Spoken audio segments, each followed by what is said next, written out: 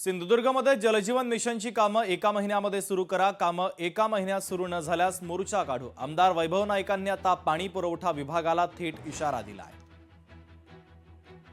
सिंधुदुर्ग जिल्ह्यामध्ये जलजीवनचं एकही काम पूर्ण नाही। जी 315 कामं पूर्ण झाली म्हणून अधिकारी सांगतायत ती रिपेअरची कामं आहे।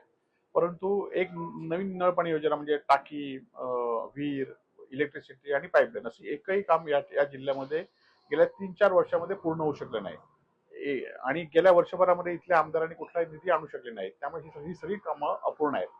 त्यामुळे आम्ही त्यांना ही जर कामं 1 महिन्यात पूर्ण नाही झाली किंवा त्या ठेकेदारांना ब्लॅकलिस्टमध्ये नाही टाकलं तर आम्ही जिल्हा परिषदच्या पाणीपुरवठा विभागावर मोर्चा काढणार आम्ही सांगितलेलं आहे।